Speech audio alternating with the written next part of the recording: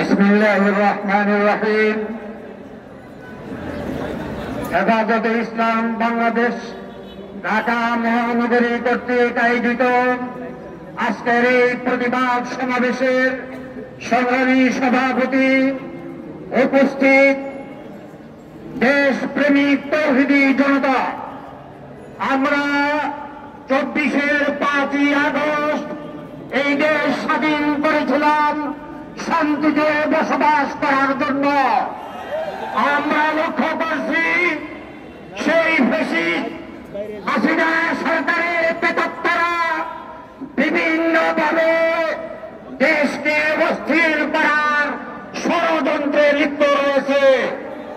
আমরা লক্ষ্য করেছি চট্টগ্রামের আদালত প্রাঙ্গণে একজন দেশপ্রেমিক আইনজীবীকে তারা ওপেন হত্যা করেছে। আমরা পরিষ্কার বলে দিতে চাই, ভারতের কোন ট্যাবলেট বাংলাদেশে আর খাওয়ানো যাবে না। আমরা ষড়যন্ত্রকারী এবং ভারতের সেই ফাঁদে আমরা পা দিব না। কিন্তু পরিষ্কার বলতে চাই, এই হত্যাকাণ্ড এবং ষড়যন্ত্রের সাথে যারা জড়িত, প্রধান উপদেষ্টাকে লক্ষ্য করে বলতে চাই, অনতি বিলম্বে গ্রেফতার করে কঠিন শাস্তির সম্মুখীন করতে হবে।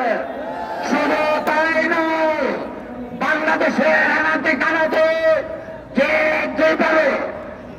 যেভাবে ষড়যন্ত্রে লিপ্ত রয়েছে, সকল ষড়যন্ত্রকারীদেরকে আইনের আওতায় এনে কঠিন শাস্তির সম্মুখীন করতে হবে।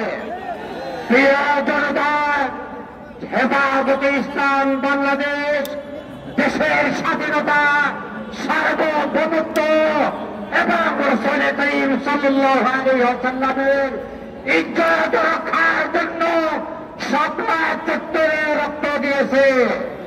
যদি প্রয়োজন হয় দেশের স্বাধীনতা